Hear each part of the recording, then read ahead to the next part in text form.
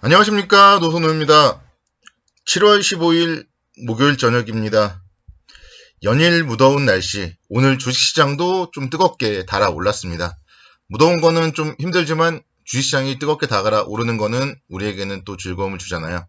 그래서 오늘도 오늘의 시장 정리해보는 시간 갖도록 하겠습니다. 특히 오늘 같은 경우에는 제가 이제 환율에 대한 이야기, 그리고 삼성전자에 대한 이야기를 해드릴 테니까 여러분들이 끝까지 집중해서 잘 들어주시기 바라겠습니다. 향후 시장에 대해서 상당히 좀 중요한 포인트를 오늘 제가 말씀드릴 예정입니다. 오늘 새벽 마감된 미국 시장은요, 파월 의장의 완화적 기조 재확인 속에 혼조 마감했습니다. 파월 연준 의장이 최근의 물가 상승이 일시적인 현상임을 재확인하면서 통화 완화 정책 기조를 유지할 것을 시사하면서 투자 심리에 좀 긍정적인 요인으로 작용을 했는데요.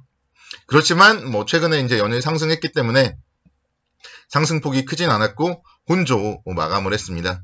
국내 주시장은 그런 영향으로 오늘 좀 긍정적인 움직임을 보였고요. 특히 장중에 이제 상승폭을 좀 확대했는데요.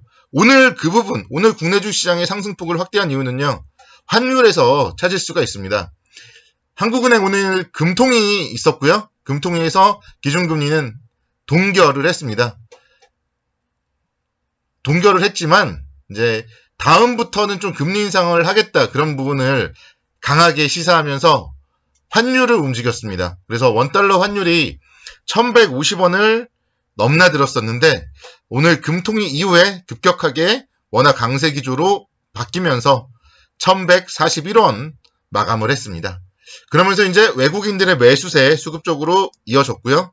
외국인들이 1000억 정도, 그래서 순매수 기조를 하면서 시장을 이끄는 그런 모습을 보였습니다. 여기서 이제 중요한 건, 그래서 우리가 이제 항상 금리 인상을 안 좋게만 얘기했었는데 결국 국내에서 선제적으로 이렇게 금리 인상을 할 경우에는 환율에 대한 효과, 그러면서 외국인들의 수급이 들어올 수도 있다. 이 부분을 오늘 좀 체크를 하셔야 될 것 같고요. 그래서 이제 환율이 오늘 다시 한번 원달러 환율이 1141원까지 들어왔기 때문에 그 이후에 이제 움직임, 환율에 대한 움직임 체크를 해봐야 됩니다. 여기서 환율이 다시 또 안정을 찾는다면 시장은 다시 또 나아갈 것이고요.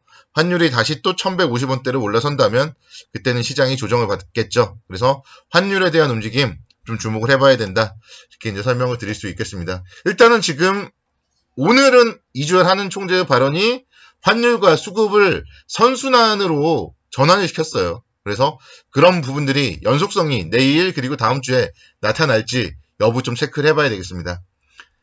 이제 이주열 한은 총재가 기자회견을 통해서 지금 코로나19 감염병 이런 부분들 불확실성이 높은 것은 사실이지만 방역 효과가 점차 나타나면서 성장에 대한 흐름에는 문제가 없을 것이다, 이러면서 이제 올해 GDP 성장률 전망치도 4%를 유지하겠다, 그렇게 얘기를 했습니다. 일단 이런 부분들, 그래서 한은이 경기 회복에 대한 경기의 회복세를 계속적으로 좀 얘기를 한다면은, 만약에 그 얘기가 맞다면은 이 시장은 경기 회복을 통한 상승 흐름 이어질 수도 있겠다, 그런 생각도 해봅니다.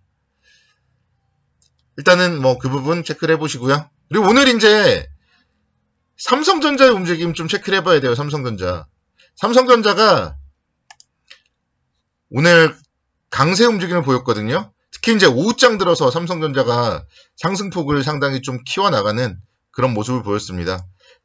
8만원대에서 8600원대까지 오후장에 이제 일어난 일이고요. 그래서 삼성전자의 이런 강세 움직임이 다시 한번 좀 이어지는지 여부도 상당히 좀 중요하게 바라봐야 될 것 같습니다. 사실 이제 삼성전자가 못 간 가운데서도 시장은 다시 한번 1월의 전고점까지는 왔고 그 부분도 살짝 돌파를 했어요.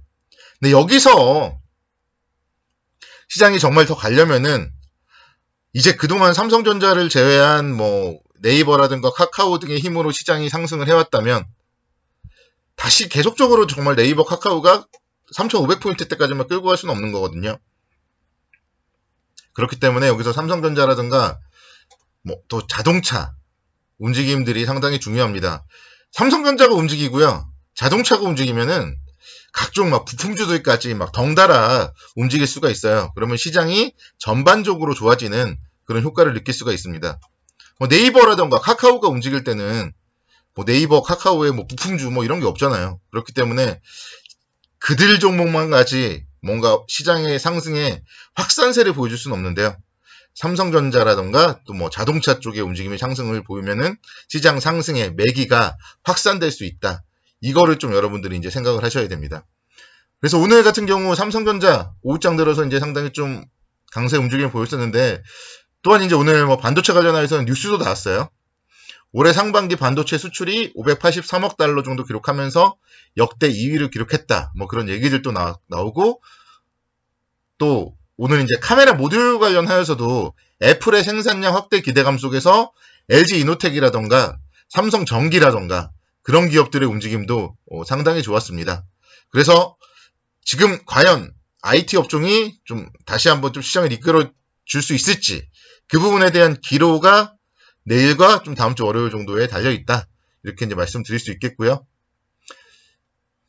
대만의 TSMC 같은 경우에도 실적 발표를 앞두고 좀 바닥권에서 올라오고 있는 모습. 그리고 오늘 이제 수급적으로 오늘 외국인들이 매수를 하는 가운데서 전기전자 그리고 철강 업종에 대해서 집중 순매수를 했거든요. 그래서 삼성전자 보시면은 오늘 외국인들이 엄청나게 매수를 했어요. 240만 주 정도 이렇게 순매수를 보였고, 기관과 외국인의 쌍끌이 매수가 이어졌기 때문에 내일 이후에 삼성전자 지금 보면 21선 돌파는 몇 번 나왔지만 거기서 지금 꼬꾸라진 게 지금 여러 번이거든요. 그래서 이번에도 이제 꼬꾸라진다면은 결국은 다시 또 박스권 상단에서 막히는 거고요. 여기서 좀 돌파를 좀 해줘야 된다. 그래서 삼성전자 움직임 주목을 해서 체크를 해봐야 됩니다.